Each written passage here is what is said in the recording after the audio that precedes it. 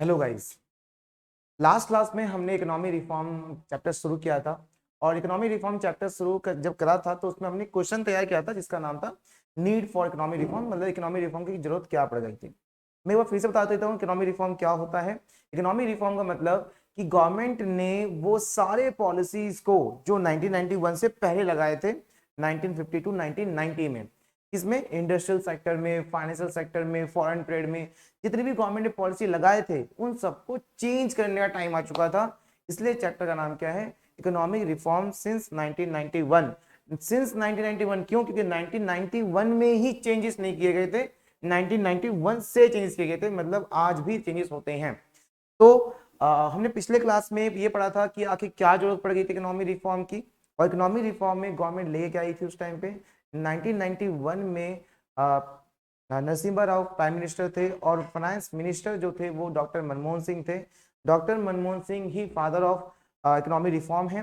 उन्होंने क्या लेके आए? वो लेके आए एक new economic policy, liberalisation, privatisation और ग्लोबलाइजेशन। तो ये तीन चीज लेके आया गया था 1991, जुलाई 1991 में। क्या? New economic policy. Economy reform का मतलब होता है बदलाव। इस बदलाव का नाम क्या दिया गया? New economic policy. ठीक है। तो हमने प्रीवियस क्लास में इसके बारे में जान लिया था कि आखिर क्या जरूरत पड़ गई थी हमें इकोनॉमी रिफॉर्म लाने की, क्योंकि मैंने बहुत सारे पॉइंट्स में बताए थे कि जैसे डेट में फंस गए थे, इन्फ्लेशनरी का प्रेशर ज्यादा बढ़ गया था, प्रोडक्शन बिल्कुल डाउन थी, पब्लिक सेक्टर 17 इंडस्ट्री जो गवर्नमेंट के अंडर में थी, पीएसयू से कहते हैं, उसमें कुछ एंटरप्राइज को छोड़कर सब में लॉस हो रहा था। तो बहुत सारे रीजन हमने पिछले क्लास में पढ़े थे। आज का टॉपिक क्या है? जब हमने देखा कि भैया इकोनॉमी रिफॉर्म जो है वो उसमें न्यू इकोनॉमिक पॉलिसी लॉन्च करी गई है, लिबरलाइजेशन, प्राइवेटाइजेशन और ग्लोबलाइजेशन में, तो आज हमारा जो टॉपिक होगा वो लिबरलाइजेशन होगा कि आखिर लिबरलाइजेशन क्या होता है और लिबरलाइजेशन में ऐसा क्या हुआ। तो क्लास थोड़ी लंबी होगी क्योंकि मैं आज लिबरलाइजेशन का पूरा टॉपिक खत्म कर दूंगा। ठीक है, तो बने रहना। चलिए, तो यहाँ पे जो मैं आपके मेरे पीछे जो पिक्चर चल रहे हैं, कुछ फोटोज हैं, ये फोटोज ना लिबरलाइजेशन की तरफ इशारा कर रहे हैं। ठीक है। अभी आपको शायद समझ में नहीं आएगा क्योंकि आपको लिबरलाइजेशन का मतलब नहीं पता, मैं बताऊंगा तब आपको ये सारे पिक्चर्स दिखाने वाला हूँ, वो सब आप उससे रिलेट करोगे। लिबरलाइजेशन का मतलब क्या होता है? देखो, मैं अपने लैंग्वेज में, मैं अपने तरफ से मैं ये समझता हूँ कि लिबरलाइजेशन का मतलब एक ऐसा शेर जिसको आपने बांध रखा है, अब बारी आ गई है उसे खोलने की। आपने मेक इन इंडिया का लोगो देखा है? लोगो है ना, वो ये टाइप का। हाँ, वही।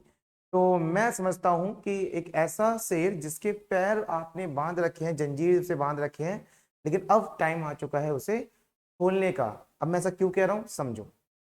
भाई देखो, मान लीजिए आप बिजनेस कर रहे हो और आपका बिजनेस जो है वो 1950 से लेकर 1990 के तक चलता आ रहा है। ठीक है। मान लीजिए तो 1956 में गवर्नमेंट क्या लेकर आई? आईपीआर, जिसमें क्या बोला गया कि हम ना आपके ऊपर क्या लगा देंगे? लाइसेंस सिस्टम लगा देंगे। मतलब आपको बिजनेस करना है तो लाइसेंस, बिजनेस को बढ़ाना है तो लाइसेंस, बिजनेस में कोई बदलाव लेकर आना है तो लाइसेंस। चलो ठीक है, मान लिया, लाइसेंस ले लिया। अब लाइसेंस ले लिया, अब अगर आप कह रहे हो यार मुझे ना एक प्रोडक्ट बनाना है जिसके लिए कैपिटल गुड्स, मतलब मशीन बाहर से मंगवानी पड़ेगी। अब बाहर से मंगवा ही रहे हो तो उस पर गवर्नमेंट क्या लगा रखा था? हैवी टैरिफ पॉलिसी, मतलब टैक्सेशन। जिससे वो प्रोडक्ट, अगर वो मशीन 10,000 रुपए की है तो आपको वो 20,000 का पड़ रहा है, 15,000 का पड़ रहा है, तो महंगा पड़ रहा है। अब नहीं खरीद पाओगे। ठीक है, नहीं खरीद पाओगे, जिससे क्या हुआ, आप जो आपकी जो प्लानिंग थी प्रोडक्शन करने की वो अब उतनी नहीं हो पाएगी। इसका मतलब क्या है? गवर्नमेंट ने हर तरफ से रिस्ट्रिक्शन लगा रखी है आपके ऊपर, जिससे आपकी ग्रोथ हो ही नहीं पा रही है ना। तो मैं कह रहा हूँ आप वो शेर हो जिसके पैर बांध रखे हैं। लेकिन 1991 में क्या आया? लिबरलाइजेशन आया। अभी लिबरलाइजेशन का मतलब होता है कि आपके ऊपर जो रिस्ट्रिक्शन लगाई गई है ग्रोथ होने के लिए, वो रिस्ट्रिक्शन को अब गवर्नमेंट हटाने वाली है।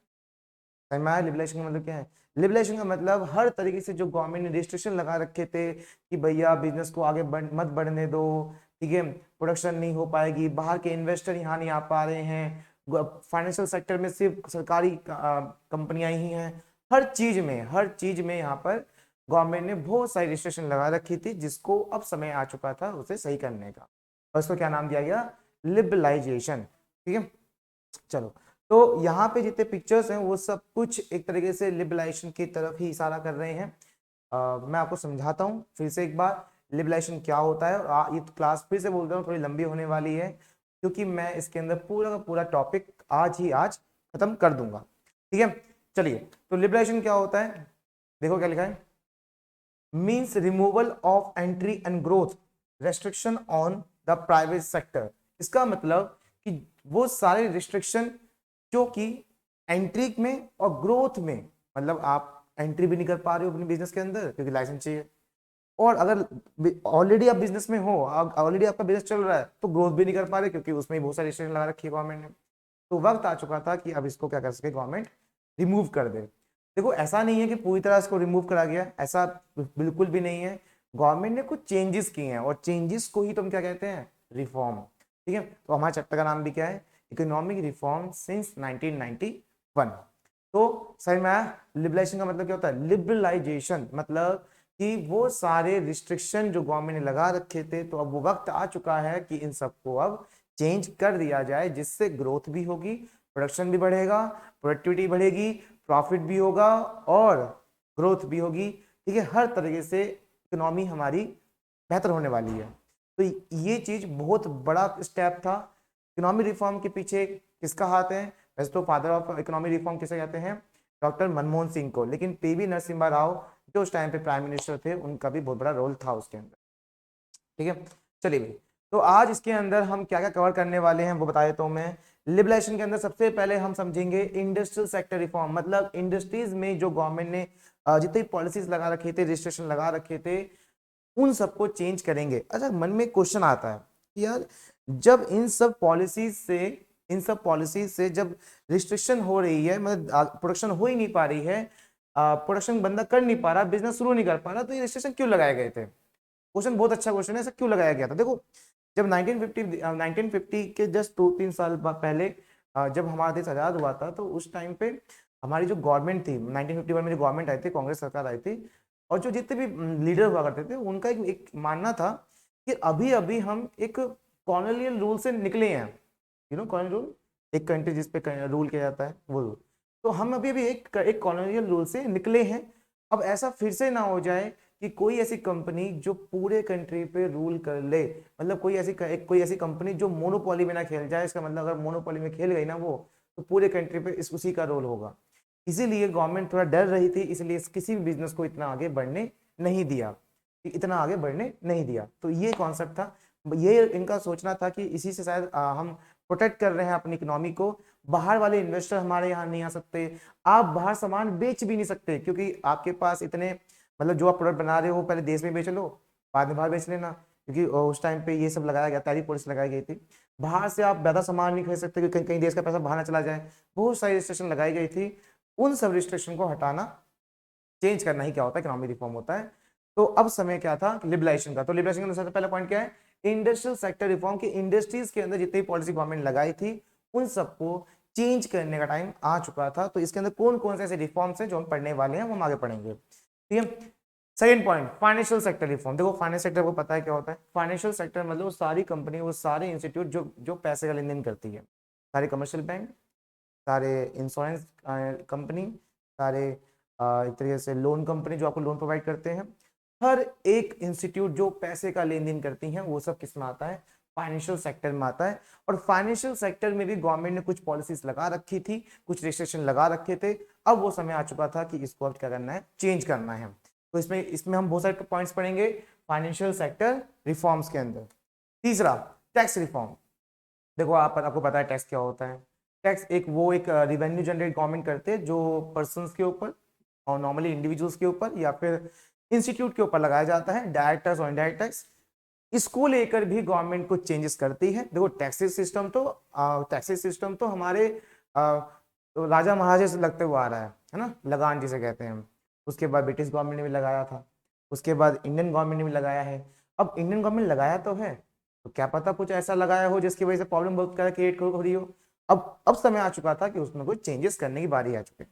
ठीक है, चलिए फिर पढ़ेंगे हम फॉरेन एक्सचेंज रिफॉर्म। देखो मैंने प्रीवियस क्लास में बताया था कि एक रीजन क्या है इकोनॉमिक रिफॉर्म लाने का, रीजन ये था कि हमारे पास सिर्फ 2 हफ्ते का ही फॉरेन एक्सचेंज बचा था। 1991 में सिर्फ 2 हफ्ते का पैसा ही बचा था।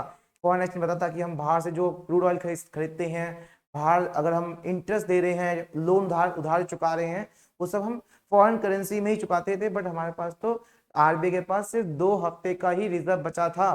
अब उस रिजर्व को बढ़ाने के लिए गवर्नमेंट क्या करती है, क्या बदलाव लेके आती है, वो हम इसके अंदर पढ़ेंगे, फॉरेन एक्सचेंज रिफॉर्म के अंदर। फिर लास्ट पढ़ने हम वाले हैं क्या, trade and investment policy reform. मतलब यहाँ पे ट्रेड मतलब आपको पता है ट्रेड का मतलब बिजनेस होता है, लेकिन यहाँ पे ट्रेड अपने देश की बात नहीं हो रही है, अनदर कंट्री से। मतलब हम जो फॉरेन ट्रेड कर रहे हैं ना, एक्सपोर्ट इंपोर्ट, उसकी बात यहाँ होने वाली है।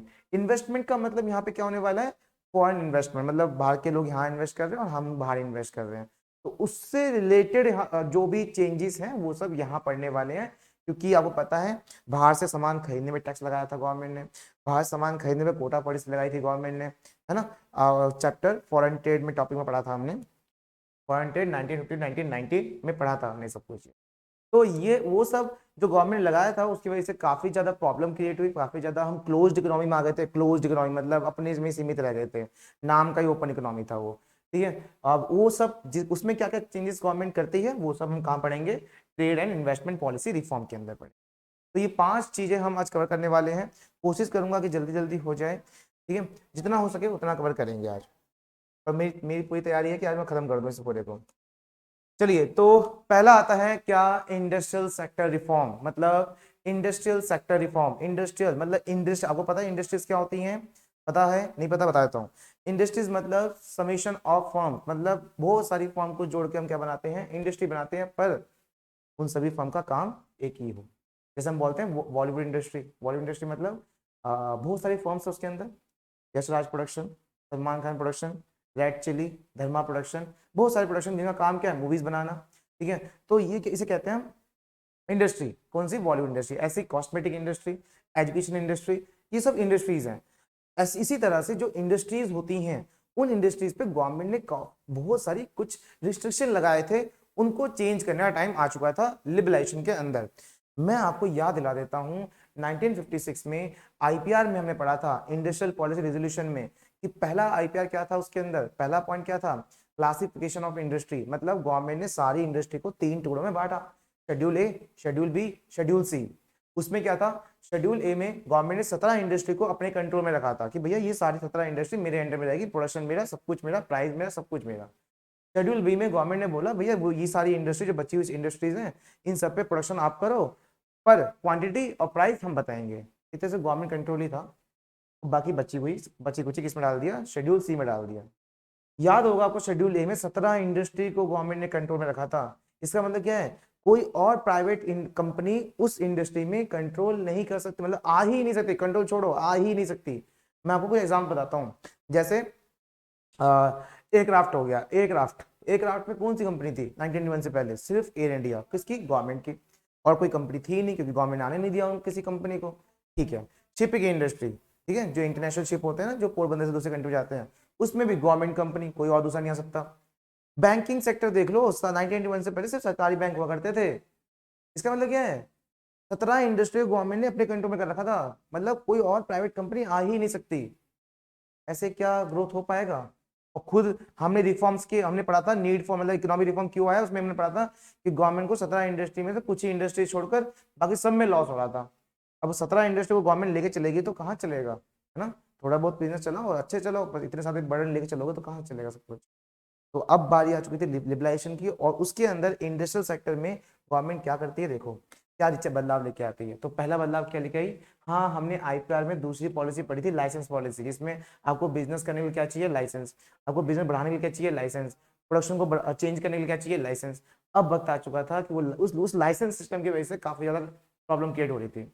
अब लाइसेंस सिस्टम को हटा दिया, नहीं हटाया नहीं, क्या करा, रिडक्शन कर दिया, हटाया नहीं रिडक्शन करा। इसका मतलब ये है कि जहां पहले सभी इंडस्ट्रीज पर आपको लाइसेंस लेने की जरूरत पड़ती थी, the new economic policy obliged industrial license for all the project except from for a short list of industries like liquor, defense equipment and industrial explosive।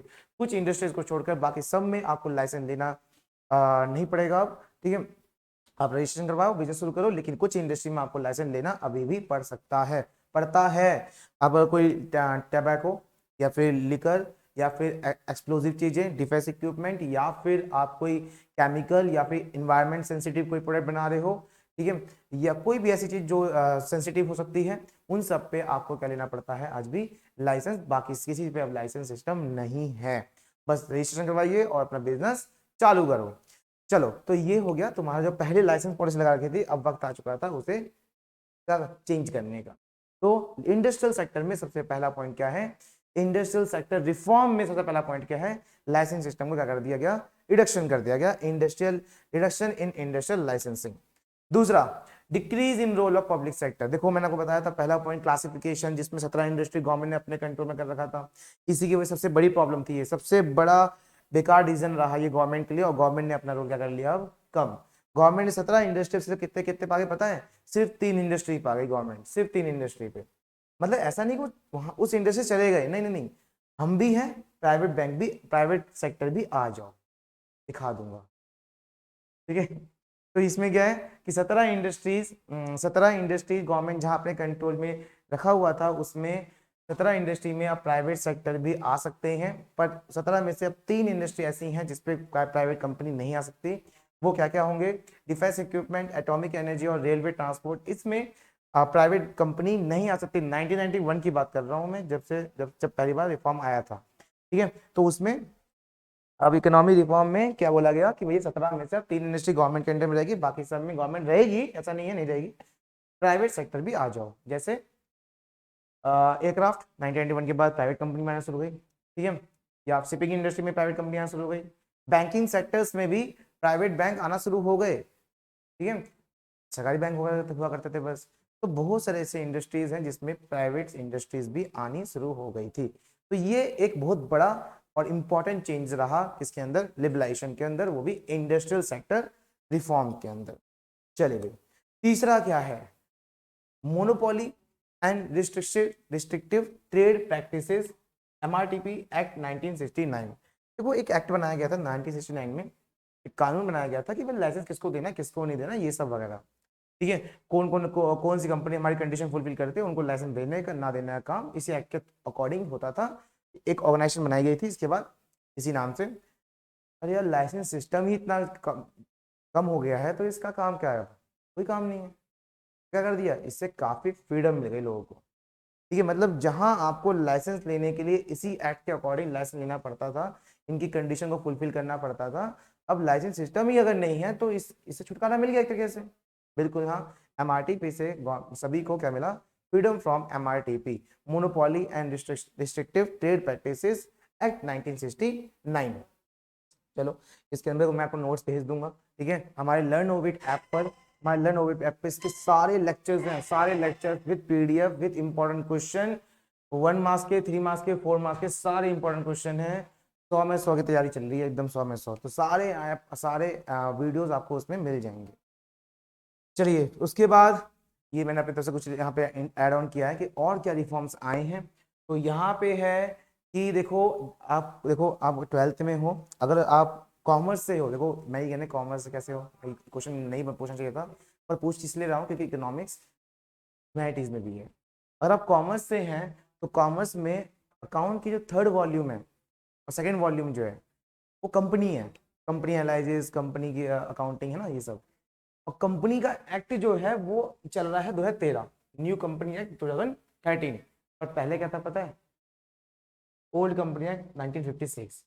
इसका मतलब 1956 को चेंज करके 2013 में एक नई कंपनी एक्ट आती है। क्या ये इकोनॉमी रिफॉर्म नहीं है, बिल्कुल है। 1956 में कुछ तो रिस्ट्रिक्शन होगी, या कुछ तो गलत चीज होगी, कुछ तो उसमें जिसकी वजह से कुछ नुकसान हो रहा होगा, या फिर फायदा नहीं पहुंच रहा होगा, जिसकी वजह से क्या लाया गया, नई एक्ट लाया, एक नया एक्ट लाया गया, ठीक है, कंपनीज एक्ट 2013। तो रिफॉर्म सिंस 1991, मतलब 1991 से रिफॉर्म हो रहे हैं, तो आज भी होते जा रहे हैं, ठीक है। चलो, फिर आता है make in India. Make in India भी एक बहुत बढ़िया कॉन्सेप्ट है, बीजेपी गवर्नमेंट लेके आई थी, मोदी जी लेके आए थे इसको, 25 सितंबर 2014 को आया था ये। इसमें क्या होता है, गवर्नमेंट का ये कहना था कि आप जो प्रोडक्ट बाहर से लेके आते हो, पॉसिबल है तो यही बनाओ, यही बनाओ, मतलब मेक इन इंडिया। देखो ऐसा सिर्फ कहने से कुछ नहीं होता, हर चीज के पीछे कुछ स्कीम भी होती है। तो गवर्नमेंट सिर्फ ये नहीं कह रही कि यही बनाओ, गवर्नमेंट इसके पीछे बहुत सारे स्कीम भी लेके आ चुकी है। आप अगर आपके पास कोई आइडिया है, कोई स्किल है, बिजनेस आइडिया है तो आप बैंक से लोन ले सकते हो इसी स्कीम के अकॉर्डिंग, ठीक है। तो इसमें क्या है, मेक इन इंडिया का अच्छा कॉन्सेप्ट है जिसमें आप हमारी इंडस्ट्रीज में जो प्रोडक्शन है, जो फर्म्स है वो यहाँ ओपन होंगी, जो प्रोडक्ट हम बाहर से खरीद रहे थे वो प्रोडक्ट यहाँ बनना शुरू हो जाएंगे। देखो मैं बताता हूँ, मैं अगर हम बात करें सेलफोन मैन्युफैक्चरिंग की, प्रोडक्शन की, ठीक है, स्मार्टफोन मैन्युफैक्चर, तो एक टाइम पे हम सोच भी सकते थे यहाँ पे होगा, पर अब धीरे धीरे स्टार्ट होने लगा है, ठीक है। तो ये क्या है, जो प्रोडक्शन हमें लगता था यहाँ नहीं हो पाएगा होने लगा है, तो क्या है, मेक इन इंडिया तो है ना ये चीज। तो ये भी इंडस्ट्रियल चीजें हैं, इंडस्ट्रियल सेक्टर रिफॉर्म्स हैं। अच्छा, और एक चीज यहाँ पर पढ़ लीजिए, वैसे ये आगे भी एक पॉइंट आएगा कि इंडस्ट्रियल सेक्टर को एक फ्रीडम मिल गया। किस चीज का फ्रीडम मिल गया, कि अब आप बाहर से कैपिटल गुड्स और टेक्नोलॉजी भी मंगवा सकते हो। आप बाहर से कैपिटल गुड्स मतलब मशीन, क्योंकि मशीन आएगी तो प्रोडक्शन ज्यादा होगा, है ना भैया। अगर आपको लगा कि यार ये इस मशीन से ज्यादा प्रोडक्शन करनी है और मशीन यहाँ पे है ही नहीं, तो आप बाहर से मंगवा लो, क्या हो गया, मंगवा लो, ठीक है। तो बाहर से आप अपना मैं कैपिटल गुड्स मंगवाइए, मशीन मंगवाइए और टेक्नोलॉजी मंगवाइए, प्रोडक्शन चालू करिए, प्रोडक्शन चालू होगा भैया, आप ही का भला होगा, आपका नहीं देश का भला होगा, ठीक है। चलो भैया, तो हमने इंडस्ट्रियल सेक्टर रिफॉर्म कवर कर लिया।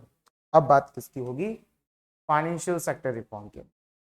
बात किसकी होने वाली है, फाइनेंशियल सेक्टर रिफॉर्म की बात होगी। मतलब वो सारे इंस्टीट्यूट जो फाइनेंशियल सेक्टर में आते हैं, वो सारे इंस्टीट्यूट जो पैसे का लेन देन करते हैं, उनके ऊपर जो रजिस्ट्रेशन गवर्नमेंट लगा रखी थी, अब उनको चेंज करने का टाइम आ चुका है। और लिबरलाइजेशन का दूसरा मेन हेडिंग क्या है, financial sector reform.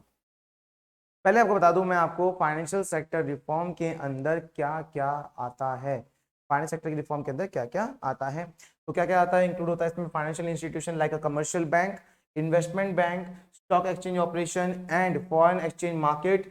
The financial sector in India is control by the central bank. Central bank कौन है, RBI, reserve bank of India, है ना। तो ये सब आते हैं फाइनेंस सेक्टर के अंदर। अभी हमने अभी रिफॉर्म नहीं पढ़ा, अभी सिर्फ ये पढ़ रहे हैं कि फाइनेंस सेक्टर के अंदर आता क्या है।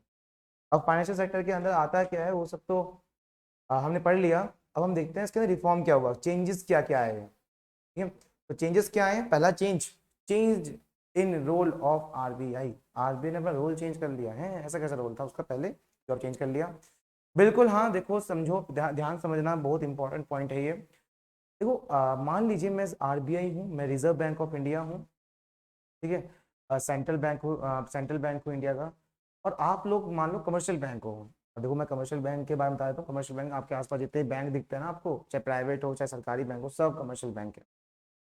तो कमर्शियल बैंक जो है इनके ऊपर कंट्रोल कौन किसका होता है, आरबीआई का होता है, ठीक है, मानते हैं, बहुत अच्छी बात है। कंट्रोल है, ऑपरेशन है, सुपरवाइजर सब आरबीआई करता है। 1991 से पहले भी था और अब भी है, लेकिन 1991 से पहले कुछ ज्यादा ही था। 1991 से पहले कुछ ज्यादा ही कंट्रोल कर रखा था सारे बैंकिंग सिस्टम को। और सारे बैंकिंग सिस्टम में सिर्फ सरकारी बैंक हुआ करते थे, क्योंकि 1991 से पहले सरकारी बैंक ही थे। 1991 के बाद 1994 में एक प्राइवेट बैंक आया था, कुछ सिंडिकेट बैंक होगा शायद, वो देख लेना एक बार, ठीक है। तो रिजर्व बैंक ऑफ इंडिया ने अपना रोल कैसे चेंज किया, देखो बताता हूँ। जैसे मैं आरबीआई हूँ और आप सभी मान लो सेंट्रल बैंक है, सॉरी कमर्शियल बैंक है, और कोई भी पब्लिक अगर आपसे लोन लेने आ रही है, मान लो स्टेट बैंक ऑफ इंडिया हो, पंजाब नेशनल बैंक हो, ठीक है, बैंक ऑफ बड़ौदा हो, इंडियन बैंक हो, बहुत सारे बैंक है सरकारी बैंक। अगर मान लीजिए कोई कस्टमर लोन लेने आ रहा है और उसको लगे यार सारे के सारे बैंक एक ही सेम इंटरेस्ट रेट पे लोन दे रहे हैं, एसबीआई 10% पे दे रहा है, पंजाब नेशनल बैंक 10% पे दे रहा है, हर कोई बैंक 10% पे दे रहा है, किसके पास जाएगा वो, तो वो तो जाएगा ही, वो तो एक मान लो उसका अकाउंट एसबीआई में होगा तो वो एसबीआई से लोन ले लेगा बस, है ना, उसका तो ऑप्शन ही नहीं है ना, ऑप्शन ही नहीं है कहीं कहीं कहीं जाने का। तो इससे क्या ना, ग्रो ही नहीं हो पा रही है फाइनेंस सेक्टर की, और फाइनेंस सेक्टर ग्रो नहीं होगा तो भाई साहब कभी देश आगे बढ़ नहीं पाएगा, क्योंकि हर एक बिजनेस के पीछे का जो बैकबोन है ना, वो फाइनेंशियली सेक्टर ही होता है। हर एक बड़े बिजनेस के पीछे एक बैकबोन जो है वो फाइनेंशियली ही होता है, ठीक है। तो यहाँ पर बात आती है कि यार इसको बढ़ाया कैसे जाए। अब गवर्नमेंट ने क्या करा, गवर्नमेंट अथॉरिटी मतलब आरबीआई ने करा, वो वाला जो कंट्रोल था ना उसको हटा के उसने एक वो बोला कि मैं अब तुम्हारे लिए फैसिलिटेटर की तरह काम करूंगा, कंट्रोलर की तरह काम नहीं करूंगा। कंट्रोल होगा पर कुछ चीजों पर होगा, बाकी सब पे कहीं ना कहीं आप खुद ही काम करिए। तो यहाँ पर मान लीजिए अब आरबीआई बोल रहा है, जैसे मैं बोल रहा हूँ आप लोगों से कि आप अपने इंटरेस्ट रेट खुद डिसाइड करो। एसबीआई बोल रहा है ठीक है मैं अपने अपने इंटरेस्ट रेट खुद डिसाइड करूंगा 10%। पंजाब नेशनल बोल रहा है कि मैं 9%। बैंक ऑफ बड़ौदा कह रहा है 8%, ठीक है। बैंक ऑफ बड़ौदा 8% कह रहा है, पंजाब नेशनल बैंक 9% कह रहा है, स्टेट बैंक ऑफ इंडिया 10% कह रहा है। अब पब्लिक कहाँ जाएगी? बैंक ऑफ बड़ौदा के पास, क्योंकि वो 8% पे दे रहा है लोन।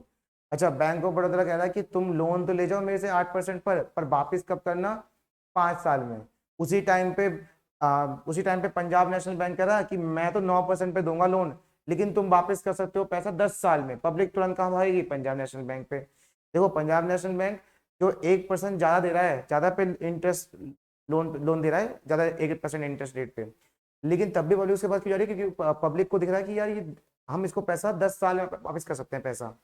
बात यह है कि यहाँ पे क्या हो रहा है, यहाँ पे कंपटीशन बहुत तगड़ा चालू हो चुका है, और जहां कंपटीशन बहुत तगड़ा चालू होगा वहां मार्केट बहुत जल्दी बढ़ेगी बढ़ेगी, क्योंकि मार्केट में कस्टमर बेहतर होगा, कस्टमर को जल्दी प्रोडक्ट मिलेगा, अच्छा प्रोडक्ट मिलेगा, अच्छी सर्विस मिलेगी, और मार्केट बहुत जल्दी बढ़ने वाली है। तो ये सोच थी आरबीआई की, तो आरबीआई ने अपना रोल यहाँ पे चेंज करा। क्या लिखा? The role of RBI was reduce from regulator, जहां वो रेगुलेट करती थी वहां पे वो क्या बन गई? अब वो फैसिलिटेटर बन गई ऑफ फाइनेंशियल सेक्टर, जिसका रिजल्ट क्या निकला? Finance sector was allowed to take a decision, finance sector को अलाउ किया गया कि आप अपने खुद डिसीजन खुद ले सकते हो बहुत सारे मैटर्स पर बिना आरबीआई के कंसल्टिंग के। हम फाइनेंशियल सेक्टर पढ़ रहे हैं, और फाइनेंशियल सेक्टर के अंदर हम क्या पढ़ रहे हैं? फाइनेंस सेक्टर के अंदर हम पढ़ रहे हैं कि फाइनेंस सेक्टर में क्या क्या चेंजेस आए हैं। तो पहला चेंज किया था आरबीआई ने, अपना रोल चेंज कर लिया। ठीक है। दूसरा, ओरिजिन ऑफ प्राइवेट बैंक, मतलब 1991 में ये डिसीजन लिया गया फाइनेंस सेक्टर के अंदर कि प्राइवेट बैंक भी आ सकते हैं, आ जाओ। ठीक है, फाइनेंस सेक्टर भी अब आ सकते हैं, आ जाओ। ठीक है, origin of private bank, private bank भी अब आ सकते हैं, आ जाओ। समझ में आया कुछ? ठीक है, तो यहाँ पर ये भी अलाउ किया गया कि प्राइवेट बैंक भी आ सकते हैं फाइनेंस सेक्टर में, और कुछ आपके सामने एग्जाम्पल हैं फाइनेंशियल प्राइवेट बैंक के। HDFC, ICICI bank, Kotak Mahindra, Axis Bank, Yes Bank, ये सब क्या है? प्राइवेट बैंक है। और आपका काम है अभी का, जस्ट आप स्टॉप करिए, जाइए देखो कि पहला प्राइवेट बैंक कौन सा था इंडिया का और कब आया। 100% 1991 के बाद ही आया होगा, क्योंकि अलाउ किया गया था 1991 के बाद ही प्राइवेट बैंक आ सकते हैं। इकोनॉमिक रिफॉर्म में यही था।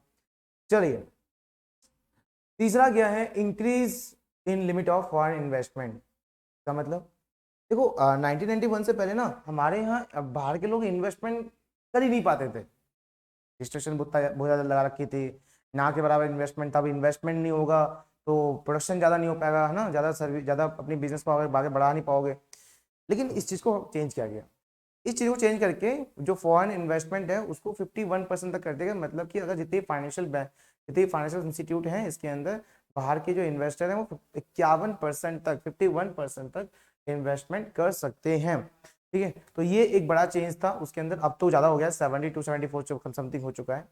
मतलब एक कंपनी में 72 से 74% तक बाहर के इन्वेस्टर पैसा लगा सकते हैं। उस टाइम पे 1951 में 51% करा गया था इसको। तो क्या लिखा है देखो, the limit of foreign investment in bank was raise to around 51%। Foreign institute investor जैसे merchant banker, mutual fund, pension fund, उन सबको अलाउ किया गया कि आप इंडिया में इन्वेस्ट कर सकते हैं फाइनेंशियल मार्केट में। टाइम आया। 4, ईज इन एक्सपेंशन प्रोसेस, इसका मतलब क्या है? देखो, बैंक, सरकारी बैंक हुआ करते थे 1991 से पहले। उन सरकारी बैंक पे भी क्या था? रिस्ट्रिक्शन था कि भैया तुम अपने ब्रांचेस नहीं खोल पाओगे, तुम अपने ब्रांचेस भी नहीं खोल पाते थे। और ब्रांच खोलने के लिए आपको आरबीआई से बहुत सारे परमिशन लेने पड़ते थे, उनकी सारी कंडीशन को फुलफिल करना पड़ता था, तब जाके एक ब्रांच ओपन कर पाओगे। जैसे आज के टाइम पे तो एसबीआई के हर एरिया में ब्रांचेस हैं, इतने ब्रांचेस, मतलब कहीं भी चले निकल जाओ एसबीआई का ब्रांच आपको मिल जाएगा आसानी से। ठीक है, लेकिन यहाँ पे क्या है? ईज इन एक्सपेंशन प्रोसेस, मतलब ईज इन एक्सपेंशन प्रोसेस मतलब यहाँ पर बैंक जो है अलाउ कर रही है सभी बैंक को, प्राइवेट बैंक को, पब्लिक बैंक को, सरकारी बैंक, सबको अलाउ कर रही है कि मेरे बिना कंसल्ट के आप अपने ब्रांचेस ओपन कर सकते हो, बस कुछ कंडीशन फुलफिल करने के बाद। चलिए, तो यहाँ पे हमने 2 बड़े टॉपिक कवर कर लिए हैं, इंडस्ट्रियल सेक्टर रिफॉर्म और फाइनेंशियल सेक्टर रिफॉर्म के अंदर। तीसरा क्या है? Tax reform. क्या है तीसरा? Tax reform. भाई टैक्सेस में कुछ चेंजेस क्या लेके आए गवर्नमेंट, आओ समझे। टैक्स रिफॉर्म के अंदर क्या होने वाला है? आओ समझो, पहले तो आपको बता दूं टैक्स क्या होता है, पता है ना आपको? नहीं पता, बता दूंगा, आ जाओ। ठीक है, टैक्स रिफॉर्म के अंदर क्या होता है, टैक्स रिफॉर्म में क्या हुआ वो बाद में पढ़ेंगे, पर टैक्स के बारे में बोले तो टैक्स क्या होता है भैया, गवर्नमेंट लगाती है टैक्स ताकि भाई खर्च कर सके अपने हमारे ऊपर, पब्लिक के ऊपर, रोड वगैरह ना, हम तोड़ देते हैं। तो टैक्स रिफॉर्म क्या है, टैक्स हम भी तोड़ते हैं और ठीक है यार, ज्यादा हम ओपन नहीं करेंगे चीज को। Tax reform refers to the reforms in government taxation and public expenditure policies, मतलब गवर्नमेंट का जो टैक्सेशन पॉलिसी है या पब्लिक एक्सपेंडिचर पॉलिसी है उसमें कुछ चेंजेस गवर्नमेंट लेके आती है अपनी फिजिकल पॉलिसी के अंदर। फिजिकल पॉलिसी क्या होती है पता है ना, गवर्नमेंट की जो बजट आता है ना, गवर्नमेंट का बजट आता है हर साल 1 फरवरी को, उस उसके अंदर जितनी पॉलिसी गवर्नमेंट लगाती है उसे फिजिकल पॉलिसी कहते हैं। टैक्सेस दो तरह की होती हैं, direct tax, indirect tax. Direct tax का मतलब भैया जो गवर्नमेंट जिस पे लगा दे उसको देना पड़ता है। डायरेक्ट टैक्स के कुछ example, gift tax, income tax, corporate tax. Income tax consumer individual पे लगाया जाता है, कॉर्पोरेट टैक्स बिजनेस के ऊपर लगाया जाता है, उनके प्रॉफिट के ऊपर लगाया जाता है। गिफ्ट टैक्स अगर आपको कोई गिफ्ट दे रहा है एक अमाउंट के ऊपर, करोड़ों का अमाउंट हो सकता है, वो लाखों का अमाउंट हो सकता है, कि कोई आपको गिफ्ट दे रहा है तो उस गिफ्ट पे आपको टैक्स देना पड़ता है। तो यहाँ पर डायरेक्ट टैक्स में कुछ एग्जाम्पल बता दिया मैंने आपको, भैया गवर्नमेंट जिस पे लगाए उसी को ही पे करना पड़ता है। इनडायरेक्ट टैक्स वो होता है जहाँ पे गवर्नमेंट आपके ऊपर लगाती है पर आप किसी और से लेके दे देते हो। जैसे फॉर एग्जांपल, मैं अगर इस माउस को बना रहा हूँ, तो मुझे मुझे कहती है गवर्नमेंट तुम्हें इस पे टैक्स देना पड़ेगा, इनडायरेक्ट टैक्स देना पड़ेगा। इनडायरेक्ट टैक्स के नाम पर आज इंडिया में क्या है, GST, goods and service tax. तो इसलिए अब गवर्नमेंट बोलती है कि भैया इस पे टैक्स दीजिए। अब मैं कैसे ले रहा हूँ टैक्स, मैं लूंगा कस्टमर से, तो गवर्नमेंट लगाया मेरे ऊपर, मैं ट्रांसफर कर दिया किसके ऊपर, कस्टमर के ऊपर, तो कस्टमर से लेके गवर्नमेंट को दे दूंगा, अपनी जेब से नहीं जा रहा है ना। तो ये क्या है, इनडायरेक्ट टैक्स है। इनडायरेक्ट टैक्स के नाम पे आज इंडिया में क्या चल रहा है, GST, goods and service tax. अब बात करते हैं, देखो सेकंड पॉइंट, पीपीटी में कुछ गड़बड़ी हो गई, पहले फर्स्ट पॉइंट पढ़ेंगे उसके बाद सेकंड पॉइंट पढ़ेंगे। फर्स्ट पॉइंट क्या आ गया, रिडक्शन इन टैक्सेस, मतलब टैक्सेस के रेट कम कर दिए गए 1991 में। चाहे जीएसटी चाहे इनडायरेक्ट टैक्स, देखो जीएसटी तो था नहीं उस टाइम पे वैल्यू एडिड टैक्स या कुछ अलग अलग हुआ करते थे। तो जितने भी इनडायरेक्ट टैक्स थे, जितने भी डायरेक्ट टैक्स थे, उन सब के जो रेट हैं वो काफी पहले से कम कर दिए गए। ये बदलाव हुआ किसमें, टैक्स के अंदर। क्या, टैक्स के रेट कम कर दिए, क्यों भाई ऐसा क्यों करा? क्योंकि देखो आप ऑब्वियसली बात है, मान लो आपकी इनकम अच्छी खासी है पर आप बैंक में सेव नहीं कर रहे क्योंकि आपको लगता है कि बैंक में सेव करूंगा तो गवर्नमेंट टैक्स मांग लेगी, इनकम टैक्स। ठीक है, आप सेव नहीं कर रहे, लेकिन अगर टैक्स रेट कम कर दिया जाए तो आप कहते हैं चल टैक्स रेट तो कम हो गया, एक काम करते हैं यार, पैसा बैंक में सेव रहेगा, चल जमा कर देते हैं। इसका मतलब क्या है, बैंक ने टैक्स रेट क्यों कम करा, ताकि पब्लिक एंकरेज हो कि वो पैसा सेव करे वहाँ पे बैंक में। अब बैंक पैसा सेव भी होगा तो बैंक से पैसा लोग लोन भी लेंगे, है ना, लोन लोन लेंगे तो और प्रोडक्शन बढ़ेगी बिजनेस के लिए। हर चीज अपने आप से कनेक्टेड है बाबा। ठीक है, रिडक्शन इन टैक्सेस, टैक्सेस के रेट क्या कर दिए गए, गवर्नमेंट कम कर दिए, चाहे वो इनकम टैक्स हो, चाहे वो डायरेक्ट टैक्स हो, इनडायरेक्ट टैक्स हो, सबके रेट कम कर दिए गवर्नमेंट ने, ताकि हर तरह से बेहतर बेहतर बेहतर हो सके। ठीक है, मैं लिखा हुआ 1991 के बाद से कॉन्टिन्यूसली इनकम टैक्स हो, कॉर्पोरेट टैक्स हो, ये सब जो है पहले से कम करते हुए आ रहे हैं। और कम करने को क्या बोलते हैं हम, टैक्स एविएशन बोलते हैं। It is now widely accepted the moderate rate of income tax encourage saving. इससे क्या हुआ, इससे इनकम टैक्स जो कम हुआ जिसकी वजह से सेविंग ज्यादा बढ़ गई और लोग अपने इनकम को डिस्क्लोज भी करने लगे, अपने इनकम को डिस्क्लोज भी करने लगे। ठीक है, चलो दूसरा पॉइंट क्या था, दूसरा पॉइंट छूट गया था पीछे, क्या, reforms in indirect tax, indirect tax में एक बदलाव। हाँ ना, देखो 2017 में जीएसटी आया है और चैप्टर का नाम क्या है, सिंस 1991 ना। तो 1991 से रिफॉर्म्स हो रहे हैं, तो 2017 में टैक्स रिफॉर्म हुआ है, क्या है, GST, goods and service tax. तो ये भी बदलाव है, ये भी चेंजेस है, क्यों नहीं पढ़े, बिल्कुल पढ़ेंगे। चलिए तीसरा, सिंप्लीफिकेशन ऑफ प्रोसेस, का मतलब है कि गवर्नमेंट ने टैक्स का कैलकुलेशन काफी आसान कर दिया निकालना। भैया ऑब्वियसली बात है, आप कह रहे हो भैया मैं तो टैक्स दे सकता हूँ पर मुझे निकालना नहीं आता यार, बड़ा हार्ड कॉन्सेप्ट कर रखा है निकालने का, नहीं दे रहे, चलो हटा, नहीं देंगे। लेकिन गवर्नमेंट ने बोला ठीक है कोई बात नहीं, हम इस कैलकुलेशन को काफी इजी कर देते हैं। अब इजी कर रहे हैं भैया, तुम नहीं दे रहे, पर वो 2000 जो लोग जो देना चाहते थे पर कैलकुलेशन बहुत ज्यादा हार्ड होने की वजह से वो दे नहीं रहे थे, चार में से कुछ तो देंगे। इसीलिए गवर्नमेंट का टैक्सेस के रेट क्या कर दिए, गवर्नमेंट ने पहले से कम कर दिए। चले भाई, तो आपने 3 इंपॉर्टेंट टॉपिक खत्म करे हैं आज अभी, industrial sector reform, financial sector reform और तीसरा टैक्स रिफॉर्म, बहुत बढ़िया। फोर्थ भी कर लेते हैं यार, नेक्स्ट क्लास में कर लेंगे, फिफ्थ पॉइंट फोर्थ कर लेते हैं। Foreign exchange reform, foreign exchange reform, foreign exchange मतलब बाहर की करेंसी, बाहर की करेंसी, उसमें रिफॉर्म, उसमें बदलाव। बाहर की करेंसी बदलाव नहीं नहीं नहीं नहीं, बाहर की करेंसी से रिलेटेड होने वाले पॉलिसीज में बदलाव, रिफॉर्म्स, है ना। आओ समझे इसके अंदर क्या हुआ। फॉरेन एक्सचेंज रिफॉर्म के अंदर सबसे पहला रिफॉर्म क्या होता है, devaluation of rupee, devaluation of rupee. देखो मैं आपको समझाता हूँ।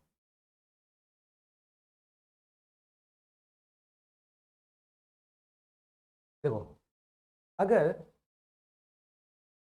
$1 में, $1 में मान लो 80 रुपए हैं, ठीक है, $1 में 80 रुपए हैं, आपको दिख नहीं रहा होगा शायद, दिख रहा है क्या,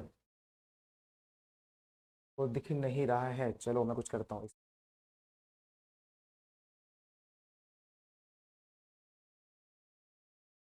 यहाँ दिखा, $1 में 80 रुपीज चल रहा है, ठीक है।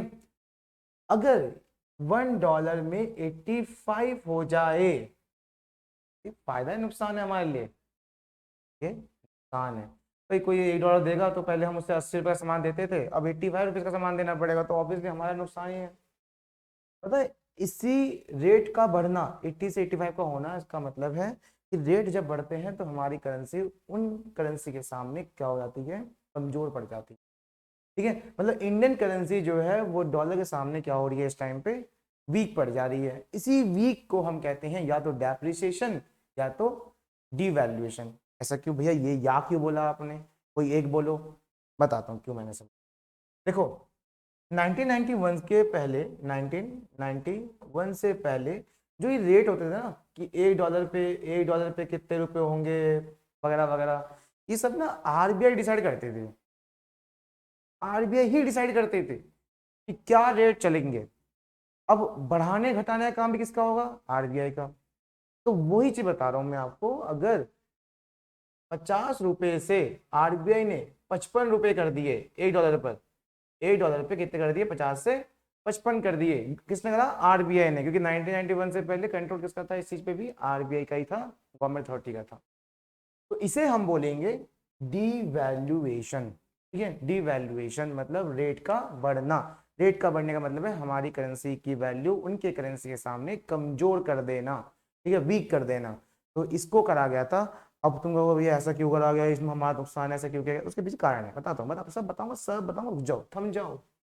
देखो, अगर आज के टाइम पे ऐसा होता है कि भैया 80 से 85 हो रहा है, लेकिन आज के टाइम पे उसे आरबीआई नहीं करता, क्योंकि 1991 में ना, 1991 के बाद आरबीआई ने ये चीज हटा दी कि भैया अब मैं डिसाइड नहीं करूंगा, अब मार्केट डिसाइड करेगी। मार्केट मतलब demand and supply of foreign exchange, ये चीज को हम बहुत बेहतर तरीके से, मैक्रो इकोनॉमिक्स में चैप्टर है फॉरेन एक्सचेंज रेट, उसमें पढ़ेंगे ताकि रेट कैसे डिसाइड किए जाते हैं और कौन करता है, मार्केट करती है ऐसा टाइम। तो अगर मार्केट की वजह से अगर रेट बढ़े, देखो 50 से 55 किसने किया, आरबीआई ने, तो क्या कहते हैं उसे, डिवैल्यूएशन। अगर मार्केट की वजह से रेट बढ़े तो क्या बोलेंगे पता है, कैप्रिसिएशन। क्या बोलेंगे, कैप्रिसिएशन, ठीक है, क्या बोलेंगे, कैप्रिसिएशन। अब एक चीज बताता हूँ और, अगर आरबीआई ने उस टाइम पे 55 चल रहा है और 50 कर दिया, इसका मतलब क्या है, हमारी करेंसी उनके सामने अब धीरे धीरे मजबूत हो रही है, इसे बोलेंगे हम रीवैल्यूएशन, ठीक है। क्या बोलेंगे, रीवैल्यूएशन। रीवैल्यूएशन इसे कहते हैं, रेट का बढ़ाना, और रेट घटाने कहेंगे रीवैल्यूएशन, ठीक है। और देखो देखो अभी आप समझ लो, नहीं तो इस चैप्टर को बहुत ही, मतलब इसी चैप्टर के बारे में, फॉरेन एक्सचेंज रेट के बारे में आपका पूरा मैक्रो इकोनॉमिक्स में चैप्टर है, बहुत अमेजिंग तरह से पढ़ा दूंगा उसको मैं, ठीक है। चलिए उसके बाद हमें आता है यहाँ पे कि अगर मार्केट की वजह से हो रहा है, रेट ज्यादा हो रहे हैं, तो क्या होता है वो, डेप्रिसिएशन। लेकिन अगर रेट कम हो जाए, 85 से 80 हो जाए, तो क्या होगा, मार्केट की वजह से एप्रिसिएशन, ठीक है। डेप्रिसिएशन रेट का बढ़ना, एप्रिसिएशन रेट का घटना, किसने किया, मार्केट की वजह से। अगर आरबीआई कंट्रोल है, आरबीआई करती है, रेट बढ़ाती है तो डिवैल्यूएशन, और घटाती है तो रीवैल्यूएशन। आज के टाइम पे ये सब है क्या, नहीं है, क्योंकि 1991 के बाद ही खत्म हो गया, 1991 में ही हुआ था लास्ट, ठीक है। क्योंकि आरबीआई ने बोला कि हम करेंगे नहीं, अब मार्केट करेगा। तो आज के टाइम पे सिर्फ क्या होता है, डेप्रिसिएशन या फिर एप्रिसिएशन, मतलब डेप्रिसिएशन या फिर एप्रिसिएशन जो कौन करता है, मार्केट करती है। मार्केट कैसे करती है वो चैप्टर में पढ़ेंगे बाद में। तो अच्छा, गवर्नमेंट ने क्यों किया डिवैल्यूएशन ऑफ रुपी, गवर्नमेंट ने क्यों किया, क्वेश्चन ये आता है क्यों किया, क्यों किया, क्यों किया भाई, क्यों किया। देखो गवर्नमेंट ने ये सब क्यों किया, आखिर हमारे अपने ही पैर पे कुल्हाड़ी क्यों मारी, इसके पीछे एक कारण है, बहुत बढ़िया कारण है। क्या आपको याद होगा कि हमारे पास सिर्फ 2 हफ्ते का ही फॉरेन एक्सचेंज बचा था, और 80 से अगर गवर्नमेंट रेट को 80 से 85 कर रही है, मतलब उस टाइम मुझे पता नहीं कितना था उस टाइम पे, मान लीजिए कि 80 से 85 गवर्नमेंट कर रही है, आरबीआई कर रहा है, अब हमारी करेंसी को उनके सामने कमजोर कर रहा है, तो उसके पीछे कारण ये था ताकि उनको फायदा हो और वो हमसे ज्यादा प्रोडक्ट खरीदें, उनको फायदा हो, वो हमारे यहाँ घूमने आए, उनको फायदा हो और वो हमारे यहाँ इन्वेस्ट करे। देखो बताया था ना 51% इन्वेस्टमेंट कर दिया था, है ना, कि प्राइवेट बैंक भी खोल दिए, बाहर बंदे यहाँ पे आ सकते हैं, तो ताकि वो हम पे ज्यादा इन्वेस्ट करें, ज्यादा प्रोडक्ट खरीदे, ज्यादा घूमने आए। इससे क्या आएगा, money money, foreign exchange, foreign exchange, foreign exchange आएगा, और फॉरेन एक्सचेंज जब आएगा तो उसकी जो कमी थी वो क्या हो जाएगी, फिर से फुलफिल हो जाएगी। ठीक है, तो उस कमी को, फॉरेन एक्सचेंज की कमी को, जो कमी थी उसको फुलफिल करने के लिए गवर्नमेंट क्या करती है, डीवैल्यूएशन ऑफ रुपी कर देती है। डीवैल्यूएशन का मतलब क्या होता है, reduction in the value of domestic currency, मतलब अपनी करेंसी बाय द गवर्नमेंट, कौन करता है, गवर्नमेंट, मतलब गवर्नमेंट नहीं, गवर्नमेंट अथॉरिटी करती है, कौन, आरबीआई, टू ओवरकम, क्यों, ताकि जो बैलेंस ऑफ पेमेंट में क्राइसिस आ चुका था ना, बैलेंस ऑफ पेमेंट भी एक चैप्टर है आपका मैक्रो का, क्या होता है उसमें, हम सारे ट्रांजेक्शन रिकॉर्ड करते हैं, हम सारे इकोनॉमिक ट्रांजेक्शन रिकॉर्ड करते हैं बैलेंस ऑफ पेमेंट के अंदर, जो हमारे कंट्री और दूसरे कंट्री के बीच में होता है।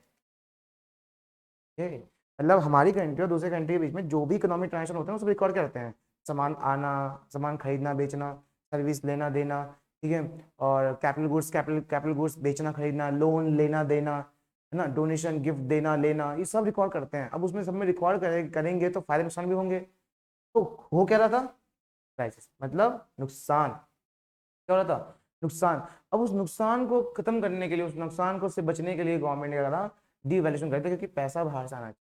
पैसा बाहर से कैसे आएगा, जब अपनी करेंसी क्या करोगे, तुम कमजोर करोगे, कमजोर करोगे तो ज्यादा खरीदेंगे हमसे, ज्यादा खरीदेंगे तो ज्यादा पैसा आएगा, वो जो क्राइसिस है वो फुलफिल हो जाएगी, खत्म हो जाएगी, है ना। तो the rupee was devalued against foreign currency, foreign currency के सामने हमारी करेंसी को डीवैल्यू किया गया, कमजोर किया गया, जिसके वजह से क्या हुआ, increase in the inflow of foreign exchange, बाहर से फॉरेन एक्सचेंज का आना शुरू हो गया, है ना, मस्त टॉपिक, मजा आ गया। चलिए दूसरा, market determination of exchange rate, मतलब market determination of exchange rate, मैंने क्या बोला अभी कि एक्सचेंज रेट अब कौन डिसाइड करेगा, मार्केट डिसाइड करेगी, और ये तो पूरा प्रॉपर बताऊंगा आपको फॉरेन एक्सचेंज चैप्टर में। ठीक है, बस अभी आप समझ लीजिए ऐसी कि हाँ भैया, हाँ हाँ हाँ, क्या 1991 से पहले गवर्नमेंट अथॉरिटी डिसाइड करती थी रेट, अब 1991 के बाद कौन डिसाइड करेगा, मार्केट डिसाइड करेगी क्या रेट होना चाहिए इकोनॉमी के अंदर, एक्सचेंज रेट क्या होना चाहिए, ये सब वगैरह। कि कैसे होता है रेट, कैसे 80 से 82 हो जाता है, 83 हो जाता है, हर सेकंड कैसे रेट बदलते रहते हैं, वो सब कुछ हम नॉलेज कहाँ लेंगे, फॉरेन एक्सचेंज चैप्टर में। ठीक है, चलिए, तो इसके अंदर गवर्नमेंट क्या करती है, गवर्नमेंट अलाउ कर देती है कि अब वो कंट्रोल नहीं करेगी, जिसकी वजह से मार्केट फोर्स मतलब डिमांड एंड सप्लाई, किसकी डिमांड सप्लाई, फॉरेन एक्सचेंज की, हम कितनी डॉलर्स की डिमांड कर रहे हैं, वो कितनी इंडियन करेंसी डिमांड कर रहे हैं, उसी हिसाब से ये सब रेट डिसाइड किए जाते हैं। उसको मैं और अच्छे से कहाँ कराऊंगा, फॉरेन एक्सचेंज चैप्टर में, foreign exchange rate chapter macro economics में। ठीक है, चलिए भाई, तो आपने आज क्या खत्म किया, देखो मैं 5th पॉइंट नहीं करा रहा, ठीक है, बहुत ज्यादा बहुत बड़ी क्लास हो जाएगी फिर तो। इंडस्ट्रियल सेक्टर रिफॉर्म कर लिया हमने, खत्म, ठीक है, फाइनेंशियल सेक्टर खत्म कर लिया हमने, ठीक है, टैक्स रिफॉर्म खत्म कर लिया हमने, ठीक है, और फॉरेन एक्सचेंज रिफॉर्म भी हमने खत्म कर लिया। ठीक है, चलिए बहुत बढ़िया। इसके प्रीवियस क्लास और आने वाले क्लास सब कुछ हमारे लर्नोविट ऐप पे सब मिल जाएगा आपको, अकाउंट की, इकोनॉमिक्स की, मैथमेटिक्स की सारी क्लास आपको ऐप पे मिल जाएंगी विद इंपॉर्टेंट नोट्स, सब कुछ इंपॉर्टेंट क्वेश्चंस, 1 मार्क्स के, 3 मार्क्स के, 4 मार्क्स के, सब कुछ उस पर मिलने वाला है। जाइए लॉग इन करिए, हमारे यूट्यूब चैनल को सब्सक्राइब करिए, लाइक ठोकिए, शेयर करिए। चलिए बाय बाय।